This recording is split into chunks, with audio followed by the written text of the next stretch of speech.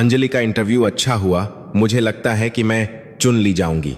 सब शांति अम्मा की वजह से हुआ। यह एक झूठ था। इंटरव्यू वाले कमरे से बाहर निकलते ही अंजलि को पता चल गया था कि उसे यह नौकरी नहीं मिलेगी। उस दिन दिल्ली में एक सॉकर आता है, कमरे से पता चल गया था कुछ में कोड किया है। साल की रिकॉर्ड तो ठंड पड़ रही थी। जब वह अपने 3 साल के बेटे को पीठ पर लादे बर्फीली हवाओं और घने कोहरे को चीरती हुई दौड़ी थी, उसने एक बूढ़ी अम्मा को उनका ठेला धकेलने में मदद की और बदले में एक पुराना रेशमी रुमाल पाया था। बैंक खाते में सिर्फ 2000, सिर पर बढ़ता हुआ कर्ज और निमोनिया से पीड़ित बेटा। अंजलि को लगा जैसे सब कुछ खत्म हो गया है। लेकिन तभी विक्रम ग्रुप के चेयरमैन खुद उससे मिलने आए।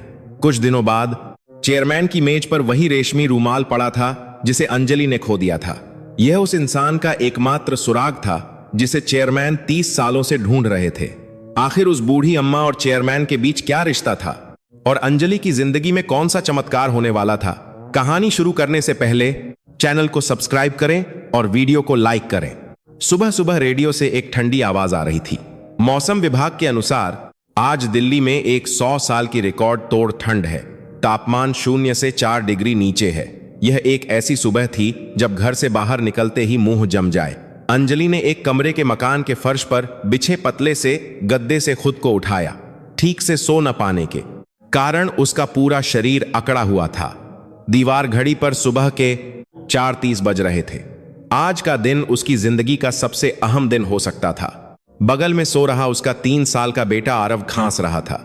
अंजलि घबराकर उठी और उसके माथे पर हाथ रखा। शुक्र है बुखार नहीं था, लेकिन उसका दिल बैठा जा रहा था। आरव जन्म से ही कमजोर था और थोड़ी सी भी ठंडी हवा उसे बीमार कर देती थी। अंजलि ने उसकी रजाई गले तक खींचते हुए एक गहरी सांस ली। आज उसे जिस जगह इंटरव्यू के लिए जाना था वह विक्रम ग्रुप था, भारत की 5 सबसे बड़ी कंपनियों में से एक। अंजलि काबिलियत में किसी से कम नहीं थी। उसने एक बड़े विश्वविद्यालय से पढ़ाई की थी और उसके पास कई डिग्रियां थीं, लेकिन दुनिया उसके लिए बहुत कठोर थी।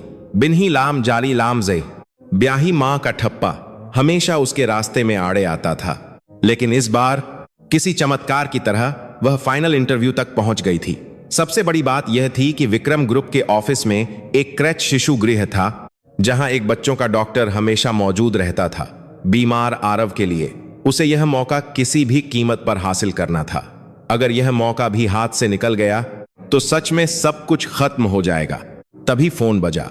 आरव के प्ले स्कूल से मैसेज था, अत्यधिक ठंड और कोहरे के कारण आज स्कूल बंद रहेगा।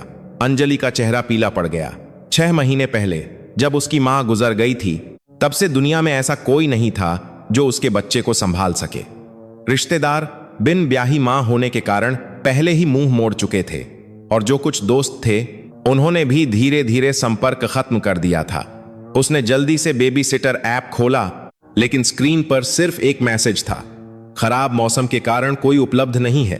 बैंक खाते में सिर्फ 2000 थे और मेज पर मकान मालिक का भेजा हुआ किराए का नोटिस पड़ा था। वह हार नहीं मान सकती थी। नहीं, वह मरते दम तक हार नहीं मानने वाली थी। अंजलि फर्श पर बैठकर अपने बालों को पकड़ लिया। रोना आ रहा था, लेकिन उसके पास रोने का भी वक्त नहीं था। उसने हिम्मत जुटाई और उठी।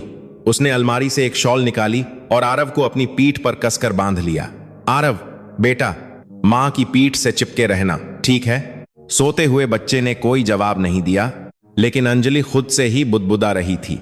फिर उसने अपनी पुरानी जैकेट उतारकर आरव को ढक दिया। खुद उसने सिर्फ एक जोड़ी फॉर्मल सलवार कमीज के ऊपर एक पतला सा कोट पहन रखा था। जैसे ही उसने दरवाजा खोला, बर्फीली हवा का एक झोंका उसके चेहरे से टकराया। बाहर घना कोहरा छाया हुआ था। 30 मिनट इंतजार करने के बाद उसे एक बस मिली, लेकिन थोड़ी दूर जाकर बस भी कोहरे और ट्रैफिक में फंस गई। सड़क एक बड़ी पार्किंग में बदल चुकी थी। ड्राइवर ने चिल्लाकर कहा, माफ करना यात्रियों, बस इससे आगे नहीं जा सकती, आपको यहीं उतरना होगा। इंटरव्यू में सिर्फ 1.5 घंटा बचा था। यहां से कंपनी पैदल 1 घंटे की दूरी पर थी। अंजलि ने होंठ भींचे और बर्फीली हवा में पैदल चलना शुरू कर दिया। लगभग 40 मिनट चलने के बाद वह एक ढलान पर पहुंची। वहां उसने किसी को देखा।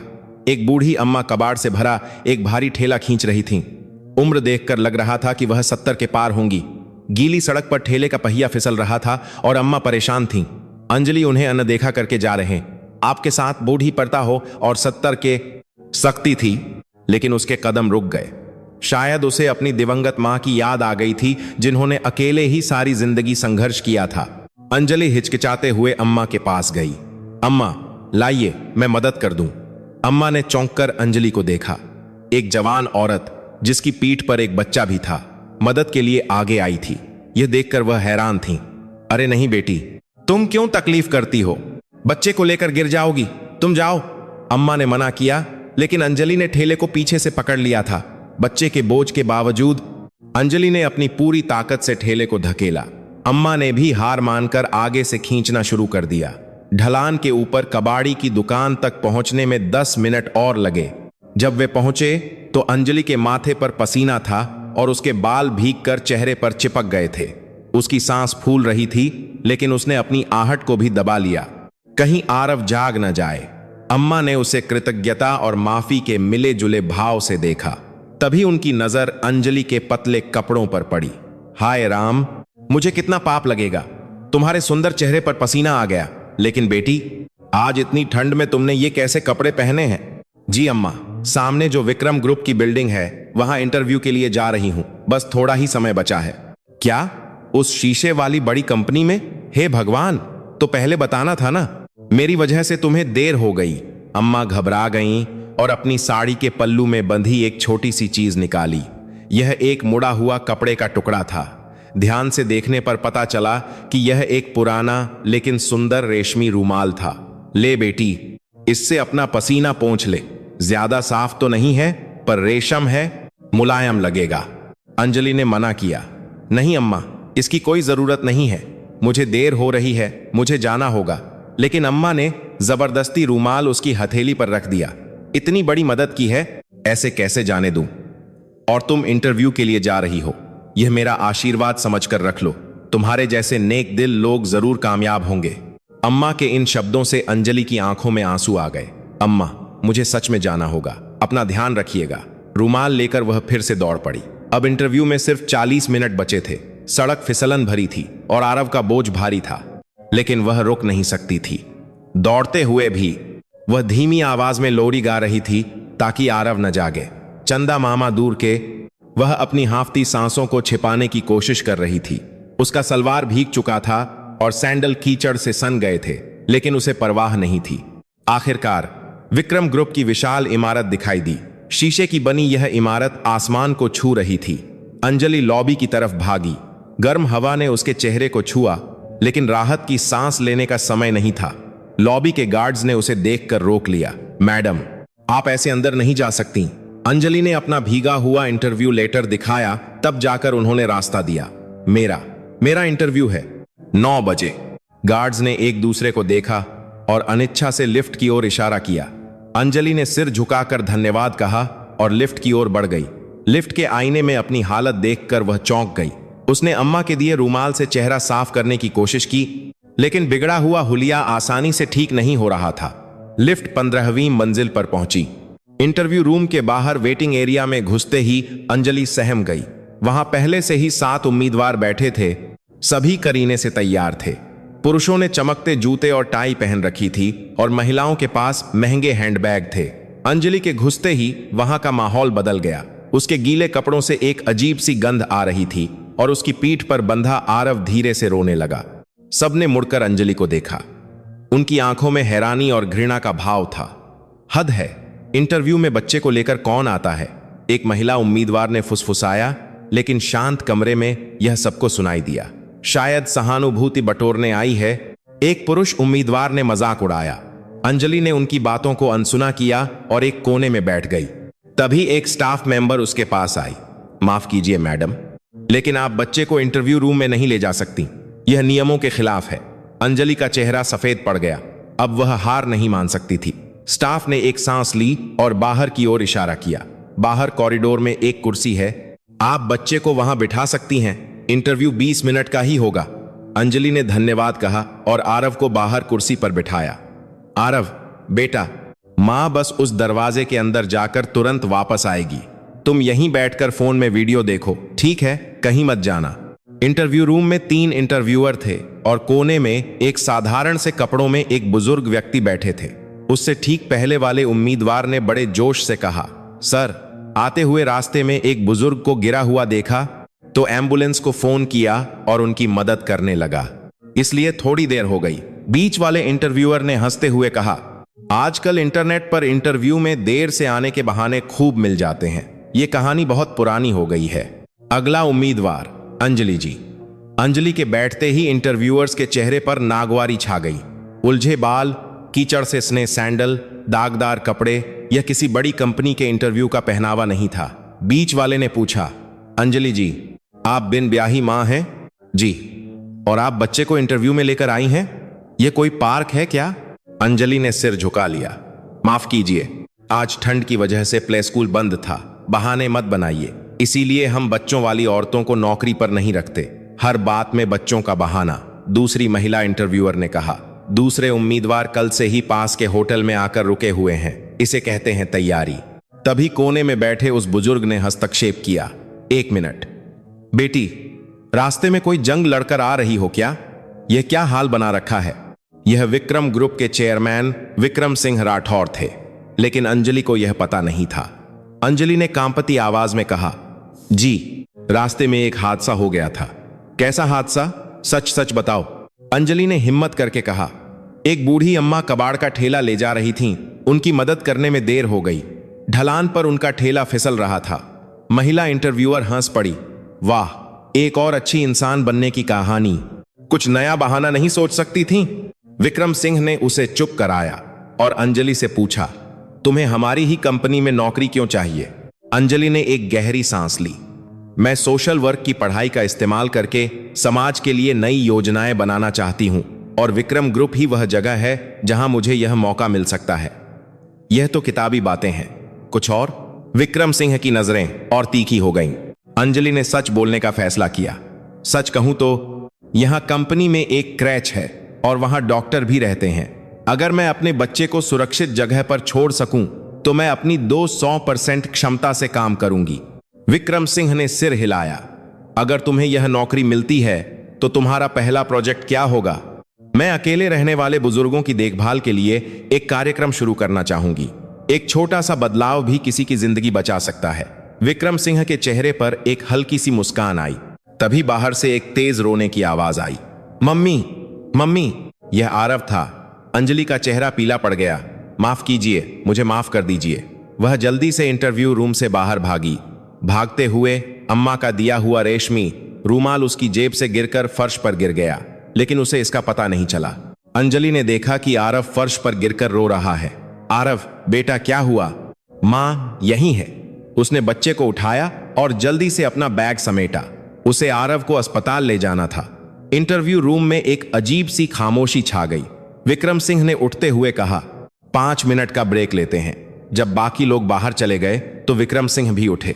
तभी उनकी नजर फर्श पर पड़ी, किसी चीज पर गई। यह एक पुराना फीका पड़ा हुआ रेशमी रूमाल था। उन्होंने उसे उठाया। अचानक उनकी आंखें फटी की फटी रह गईं। रूमाल के कोने पर छोटे अक्षरों में कुछ कढ़ाई की हुई थी। यह वही रूमाल था जो उन्होंने 30 साल पहले अपने एक मददगार को दिया था। विक्रम सिंह उस रूमाल को हाथ में लिए वहीं खड़े रह गए। 30 साल पुरानी यादें उनके दिमाग में घूमने लगीं। 1995 का एक सर्द दिन। उस दिन भी आज की तरह ही ठंड थी। 35 साल के विक्रम सिंह बिजनेस में सब कुछ गंवा चुके थे, कर्जदारों से तंग। वहीं मेकहात की ताला की काम की बात होगी। आत ने सालन की पात बनाया। आकर वह यमुना के पुल पर खड़े थे जब एक अधेड़ उम्र की महिला ने उन्हें बचाया था। वह महिला उस वक्त 45 की थी, लेकिन विक्रम के लिए वह एक बड़ी बहन जैसी थीं। उन्होंने विक्रम को अपने छोटे से ढाबे पर ले जाकर खाना खिलाया था। उस दिन विक्रम जी भर के रोए थे। रात में जब सब सो गए तो विक्रम चुपचाप उठे। उन्होंने अपनी जेब में रखी एकमात्र कीमती चीजें, एक रेशमी रूमाल, मेज पर रख दिया। रूमाल के कोने पर उनके बचपन का नाम विक्की कढ़ा हुआ था। साथ में एक पर्ची पर लिखा, मैं कामयाब होकर आपका कर्ज जरूर चुकाऊंगा। उसके बाद विक्रम सिंह सच में कामयाब हुए। उन्होंने विक्रम ग्रुप खड़ा किया, लेकिन जब वह उस ढाबे को ढूंढने गए तो वह जगह बदल चुकी थी और उस महिला का कोई पता नहीं चला। और आज 30 साल बाद वही रूमाल उनके हाथ में था। उन्होंने विक्की नाम को दोबारा देखा। कोई शक नहीं था, यह वही रुमाल था। शर्मा जी, उन्होंने अपने सेक्रेटरी को बुलाया। अभी जो उम्मीदवार अंजलि बाहर गई है उसे तुरंत ढूंढो। शर्मा जी 2 गार्ड्स के साथ लॉबी की ओर भागे, लेकिन अंजलि जा चुकी थी। इस बीच अंजलि टैक्सी में आरव को गोद में लिए बैठी थी। बच्चे का माथा तप रहा था। थर्मामीटर 40 डिग्री सेल्सियस 104 तरफ दिखा रहा था। भैया थोड़ा जल्दी चलिए प्लीज। अस्पताल पहुंचते ही वह इमरजेंसी रूम की ओर भागी। डॉक्टर ने जांच के बाद कहा, इसे निमोनिया है, तुरंत भर्ती करना होगा। अंजलि का दिल बैठ गया। भर्ती का मतलब था और कर्ज, लेकिन अभी बच्चे की जान ज्यादा जरूरी थी। जी डॉक्टर, भर्ती कर लीजिए, मेरे बच्चे को बचा लीजिए। आरव के नन्हे हाथ में ड्रिप लगी देखकर अंजलि की आंखों में आंसू आ गए। मम्मी दर्द हो रहा है, आरव ने धीरे से कहा। अंजलि ने उसका हाथ थाम लिया। थोड़ी देर में आरव सो गया। अंजलि कुर्सी पर बेसुध होकर बैठ गई। इंटरव्यू खराब हो गया, अम्मा का रूमाल खो गया और अब अस्पताल का बिल। उसे खुद पर गुस्सा आ रहा था। माफ कर देना आरव, तुम्हारी मां किसी काम की नहीं है। अगर तुम्हारे पापा होते तो शायद यह दिन नहीं देखना पड़ता। उसने अपने पर्स से एक पुरानी तस्वीर निकाली। यह रोहन की तस्वीर थी जिससे वह शादी करने वाली थी। 3 साल पहले रोहन ने गायब होने से 1 रात पहले कहा था, अंजलि कल मैं तुमसे एक बहुत जरूरी बात कहूंगा। तुम्हारे सारे दुख खत्म हो जाएंगे। लेकिन अगली सुबह वह गायब हो गया। उस वक्त अंजलि 6 हफ्ते की गर्भवती थी। तभी फोन पर मैसेज आया, अस्पताल का बिल, इमरजेंसी और भर्ती के लिए 28-0। अंजलि ने एक ठंडी सांस ली। उधर विक्रम सिंह ने अंजलि के घर का पता निकलवाया और उसके घर पहुंचे। एक पुरानी सी बस्ती में एक छोटा सा घर था। दरवाजा खटखटाने पर कोई जवाब नहीं मिला। उन्होंने अपना बिजनेस कार्ड दरवाजे में फंसा दिया, जिस पर लिखा था, कृपया संपर्क करें, बहुत जरूरी काम है। अगले 2 दिन बीत गए। ठंड कम हो गई थी और धूप निकल आई थी। अंजलि आरव को लेकर अस्पताल से घर लौटी। बिल चुकाने के लिए उसे अपने क्रेडिट कार्ड इस्तेमाल करने पड़े। घर पहुंचकर उसने दरवाजे में फंसा हुआ कार्ड देखा। Vikram group chairman Vikram Singh Rathore. अंजलि की आंखें फैल गईं। इंटरव्यू में बैठा वह बुजुर्ग आदमी चेयरमैन था। वह घबरा गई। कहीं इंटरव्यू में किए गए बर्ताव के लिए कोई कार्रवाई तो नहीं होगी। विक्रम ग्रुप जाने से पहले वह उस कबाड़ी की दुकान के पास से गुजरी। उसने देखा कि शांति अम्मा काम कर रही हैं। अम्मा, मुझे पहचाना? अम्मा ने उसे देखकर खुशी से गले लगा लिया। अरे बेटी, कैसी हो? इंटरव्यू कैसा रहा? अंजलि सच नहीं बोल पाई। एक झूठ उसके मुंह से निकल गया। जी अम्मा, अच्छा हुआ, लगता है नौकरी मिल जाएगी। देखा, मैंने कहा था ना। अम्मा खुश हो गईं। आपकी मदद के बारे में बताया तो सब बहुत खुश हुए। अंजलि ने एक और झूठ बोला, लेकिन अम्मा मुझे माफ कर दीजिए, मैंने आपका रूमाल कहीं खो दिया। कोई बात नहीं बेटी, शायद वह तुम्हारे लिए गुड लक लेकर आया था। अम्मा की उदारता देखकर अंजलि की आंखें भर आईं। अम्मा ने आरव को देखकर अपनी जेब से 2 टॉफियां निकाली और उसे दी। अंजलि ने अपनी पूरी कहानी अम्मा को सुनाई, कैसे रोहन उसे छोड़कर चला गया और कैसे वह अकेले आरव को पाल रही है। अम्मा ने भी बताया कि कैसे उन्होंने अपने जवान बेटे को खो दिया था। दोनों का दर्द एक जैसा था। अम्मा ने उसे हिम्मत दी, चिंता मत कर बेटी, ऊपर वाला अच्छे लोगों का साथ कभी नहीं छोड़ता। अम्मा से विदा लेकर अंजलि विक्रम ग्रुप की बिल्डिंग पहुंची। इस बार माहौल अलग था। रिसेप्शनिस्ट ने उसे पहचान लिया। अंजलि मैडम, चेयरमैन साहब आपका इंतजार कर रहे हैं। लिफ्ट उसे सबसे ऊपरी मंजिल पर ले गई। चेयरमैन के कमरे में विक्रम सिंह अपनी मेज पर बैठे थे और उनकी मेज पर वही पुराना रेशमी रूमाल रखा था। विक्रम सिंह की नजरें अंजलि को लांघकर आरव पर टिक गईं। बच्चे की मासूम आंखें, सीधी नाक और मुस्कान, सब कुछ अपरिचित होते हुए भी बहुत परिचित लग रहा था। खासकर आरव की आंख के नीचे का छोटा सा तिल। उसने चेयरमैन का ध्यान खींच लिया। बैठो, उनकी आवाज में नरमी थी। बच्चा अब कैसा है? जी, अब ठीक है। चेयरमैन ने दराज से वही रूमाल निकाला। यह रूमाल तुमने गिराया था? जी, शुक्र है यह मिल गया। मुझे यह अम्मा को लौटाना था। यह तुम्हें कहां से मिला? अंजलि ने पूरी कहानी सुनाई। उस अम्मा का नाम क्या है? नाम तो नहीं पता, पर वह 70 साल से ज्यादा की होंगी। यह सुनकर चेयरमैन अपनी कुर्सी से उछल पड़े। शांति, क्या शांति दीदी सच में जिंदा हैं? क्या आप उन्हें जानती हैं? वह कबाड़ी की दुकान पर काम करती हैं। मैं अभी मिलकर आ रही हूं। क्या तुम मुझे अभी वहां ले जा सकती हो? चेयरमैन की आवाज में एक अजीब सी बेचैनी थी। 5 मिनट बाद वे सब एक काली मर्सिडीज में बैठे थे। चेयरमैन ने चॉकलेट का एक डिब्बा निकालकर आरव को दिया। लो बेटा, खाओ। थैंक यू दादाजी, आरव ने कहा। दादाजी शब्द सुनकर चेयरमैन का दिल पिघल गया। रास्ते में उन्होंने पूछा, बच्चे के पिता क्या करते हैं? अंजलि ने झूठ बोला, वह गुजर गए आरव के जन्म से पहले ही। चेयरमैन ने धीमी आवाज में कहा, मेरा बेटा भी 3 साल पहले चला गया, एक एक्सीडेंट में। दोनों के बीच एक खामोशी छा गई। गाड़ी एक तंग गली में घुसी। वो रही अम्मा, अंजलि ने इशारा किया। एक झुकी हुई कमर ठेला खींच रही थी। विक्रम सिंह ने गहरी सांस ली। यह वही थीं, शांति दीदी, जिन्होंने 30 साल पहले उन्हें एक नई जिंदगी दी थी। गाड़ी से उतरते हुए विक्रम सिंह के पैर कांप रहे थे। शांति अम्मा ने मुड़कर देखा। एक अमीर आदमी उनकी तरफ आ रहा था। दीदी, मैं हूं विक्की, आपका विक्की। अम्मा ने गौर से देखा, फिर उनकी आंखें फैल गईं। हे भगवान, तुम जिंदा हो।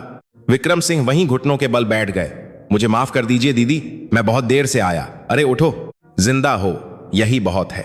दोनों बूढ़ी आंखें एक दूसरे को देखकर रो रही थीं। शांति अम्मा उन्हें अपनी छोटी सी झोपड़ी में ले गईं। वहां उन्होंने एक पुराना सा बक्सा खोला और उसमें से एक पीला पड़ा खत निकाला। यह वही खत था जो विक्रम ने 30 साल पहले लिखा था। मेरे ढाबे में आग लग गई थी, पर यह खत बच गया था। मैंने इसे ताबीज की तरह संभाल कर रखा था। विक्रम ने कहा, दीदी, अब आप मेरे साथ रहेंगी?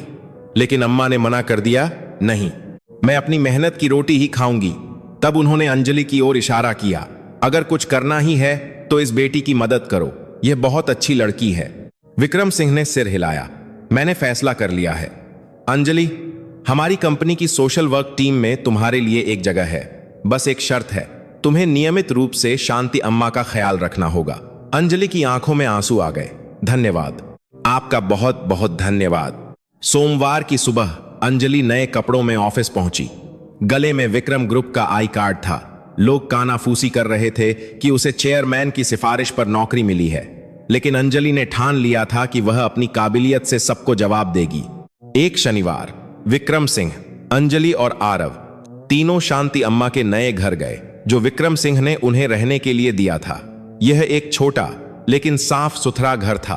अम्मा ने सबके लिए खाना बनाया था। खाते समय विक्रम सिंह की नजरें बार बार आरव पर जा रही थीं। जब आरव ध्यान से कुछ करता तो वह अपने होंठ सिकोड़ लेता था। यह आदत बिल्कुल विक्रम के बेटे रोहन जैसी थी। उसकी मुस्कान, उसका चेहरा, सब कुछ रोहन से मिलता था। कहीं यह है, उन्होंने इस ख्याल को झटक दिया। बाद में जब वे सब चेयरमैन के जोर बाग वाले आलीशान बंगले पर गए तो शांति अम्मा की नजर स्टडी रूम में रखी एक तस्वीर पर पड़ी। यह एक नौजवान लड़के की तस्वीर थी जिसकी आंख के नीचे एक तिल था। अम्मा का हाथ कांपने लगा। अरे, यह तो अंजलि का पति है। इसकी तस्वीर तुम्हारे पास क्या कर रही है? विक्रम सिंह का चेहरा सफेद पड़ गया। क्या? यह मेरा बेटा रोहन है जो 3 साल पहले गुजर गया। नहीं, मैंने इसे अंजलि के पर्स में देखा है। यह वही लड़का है। विक्रम सिंह का सिर चकरा गया। रोहन का 3 साल पहले गायब होना, अंजलि की कहानी, आरव की उम्र, सब कुछ जुड़ रहा था। उस रात उन्होंने चुपके से आरव के पानी का गिलास और अपना टूथब्रश डीएनए टेस्ट के लिए भेज दिया। 2 दिन बाद रिपोर्ट आई। पितृत्व संबंध स्थापित होने की संभावना 98.4%। रिपोर्ट में लिखा था कि दादा और पोते के बीच यह प्रतिशत निर्णायक होता है। विक्रम सिंह कुर्सी पर गिर पड़े। आरव मेरा पोता है। उन्होंने तुरंत अंजलि को ऑफिस बुलवाया। अंजलि, क्या तुम आरव के पिता से बहुत नफरत करती हो? अंजलि ने रोते हुए कहा, करती थी, लेकिन मैं बस एक बार जानना चाहती हूं कि उन्होंने मुझे क्यों छोड़ा। विक्रम सिंह ने एक पुराना बक्सा खोला। उसमें रोहन की एक डायरी थी। उन्होंने वह पन्ना खोला जो रोहन ने अपनी मौत वाले दिन लिखा था। आज मैं पापा को अंजलि के बारे में बताने जा रहा हूं। वह एक आम लड़की है, लेकिन मैं उसी से शादी करूंगा। अब मैं एक अच्छा पति और पिता बनूंगा। अंजलि की आंखों से आंसू बहने लगे। रोहन ने उसे धोखा नहीं दिया था। वह तो अपने रिश्ते को एक नाम देने जा रहा था जब रास्ते में उसका एक्सीडेंट हो गया। उसका एक्सीडेंट हो गया था, विक्रम सिंह ने रोते हुए कहा। उसकी लाश भी नहीं मिली। मैं रोहन का बाप हूं। मैं तुम्हारा ससुर हूं। अंजलि वहीं फर्श पर बैठ गई। यह सच अविश्वसनीय था। तभी आरव ने आकर अपनी मां के आंसू पोंछे। विक्रम सिंह ने आगे बढ़कर दोनों को गले लगा लिया। मेरे बेटे की निशानियों को मैं पहचान ही नहीं पाया। तीनों एक दूसरे से लिपटकर बहुत देर तक रोते रहे। उस दिन के बाद अंजलि और आरव उस आलीशान बंगले में रहने लगे। कुछ महीनों बाद आरव का नाम आधिकारिक तौर पर आरव सिंह राठौर हो गया। विक्रम सिंह एक परफेक्ट दादा बन गए जो अपने पोते के लिए कोई भी मीटिंग छोड़ सकते थे। अंजलि ने अपनी काबिलियत से कंपनी में बहुत नाम कमाया और टीम लीडर बन गई। शांति अम्मा को विक्रम ग्रुप की चैरिटी फाउंडेशन का मानद निदेशक बनाया गया, लेकिन वह अपने छोटे से घर में ही रहीं और अपनी सब्जियों की क्यारी की देखभाल करती रहीं। एक दिन वे चारों रोहन की स्मारक पर गए। अंजलि ने कहा, रोहन देखो, पापा और तुम्हारा बेटा आरव दोनों यहां हैं। विक्रम सिंह ने अपने बेटे की तस्वीर से कहा, बेटा तूने बहुत अच्छी पत्नी चुनी, मैं इन दोनों का हमेशा ख्याल रखूंगा। गाड़ी में वापस आते हुए अंजलि ने सोचा, अगर उस बर्फीली सुबह मैंने अम्मा की मदद न की होती तो आज मैं कहां होती। साल के सबसे ठंडे दिन मुझे दुनिया के सबसे गर्म रिश्ते मिले। विक्रम सिंह ने कहा, अंजलि हम शांति अम्मा के नाम पर एक फाउंडेशन शुरू करते हैं। सब हंसने लगे। गाड़ी में हंसी गूंज रही थी। अंजलि को एहसास हुआ कि वह अब अकेली नहीं है। उसके पास एक प्यार करने वाला परिवार था। भले ही रोहन इस दुनिया में नहीं था, लेकिन उसका प्यार उन सबको एक साथ जोड़े हुए था। उस रात जब सब सो गए तो अंजलि ने आसमान की ओर देखकर फुसफुसाया, देख रहे हो रोहन, हम अब एक परिवार हैं। आज की कहानी सुनने के लिए धन्यवाद। आप कहां से यह कहानी सुन रहे हैं कमेंट में जरूर बताइएगा। अगली कहानी में फिर मिलेंगे। सब्सक्राइब और लाइक करना न भूलें। यह एक धूप जैसी कहानी थी।